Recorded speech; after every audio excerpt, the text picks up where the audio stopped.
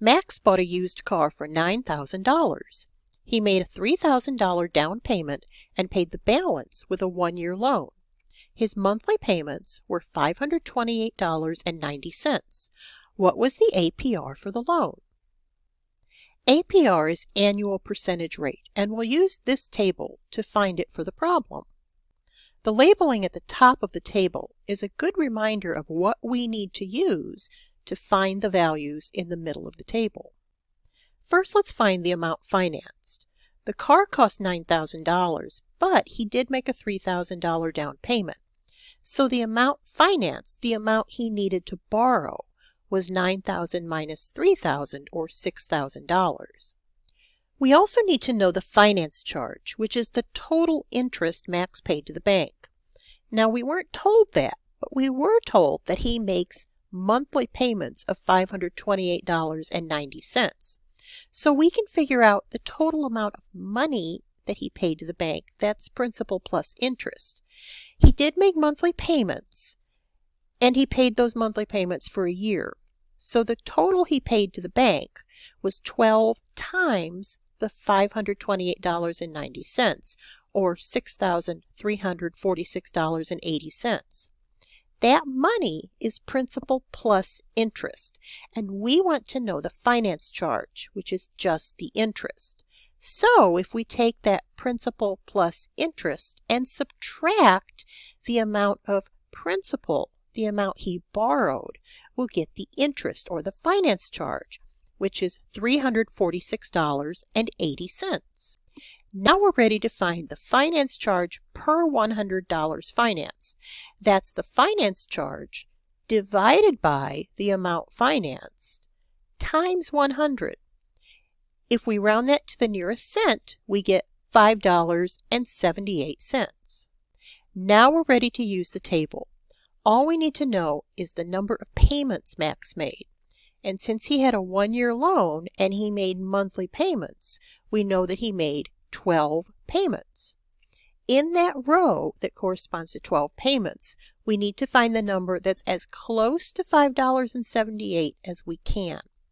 We're lucky this time. We found exactly $5.78, but if we didn't find that exact value, we would pick the value in that row that's the closest number to our finance charge per $100 financed.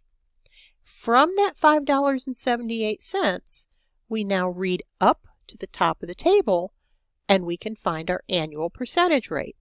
So for this loan, the APR is 10.5%. Now, Max was a clever guy. He knew that if he could pay the loan off early, he could save some money on interest. So that's what he did. After only 6 months, he decided to pay off the rest of the loan. Let's find the unearned interest and the payoff amount. Unearned interest is the amount of interest that Max will not have to pay because he's paying off the loan early, and you don't pay interest on money that you no longer have borrowed. We're going to use the actuarial method, which involves this formula. U is the thing we're looking for, and in order to find that, we need to find K, R, and H. R is the monthly payment, and we've actually already been given that in the problem. We know that that was $528.90. K can be a little tricky to figure out, so let's pull up a calendar and think about what's going on here. Max has already made payments for the first 5 months, and now he's ready to make the payment for the 6th month. That's his current payment. K is the number of payments remaining excluding the current one. So that means we need to count the number of months there are after the current month, which in this case is 6. For H, we're going to have to look at our APR table again. H is the finance charge per $100 for a loan with the same APR and K monthly payments. Remember what the APR was. It was 10.5%. And the value of K is 6. So we'll look in the row in the table that corresponds to the 6 remaining payments and look in the column for 10.5% APR to find $3.08 is the finance charge per $100 of a loan with that same APR of 10.5%, but only 6 payments left. Now we've got everything that we need to find the unearned interest. We'll use the unearned interest formula to do that. Rounding to the nearest cent, we come up with unearned interest of $94.82. That's interest that Max does not have to pay back if he repays the loan after 6 months. But he will still owe any principal that remains to be paid on the loan. That amount that remains to be paid is called the payoff amount. To find that, we're going to have to think about what Max would have owed if he had not paid the loan off early. So, back to our calendar. Remember, he's already made 5 payments. He has not yet made the current payment. So if he would have continued to make those payments all the way to the end of the loan, he would have had to make 7 more payments, the current one and then the 6 after that.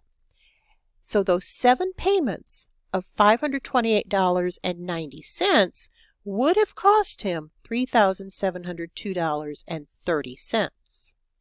That money is principal plus interest that he owed. But now that he's paying the loan off early, he doesn't have to pay the interest part of that, just the principal. So the remaining amount that he has to pay, the remaining principal, is the amount he would have paid in principal plus interest, the $3,702.30, minus the unearned interest that he does not have to pay anymore, which is $3,607.48 for a payoff amount.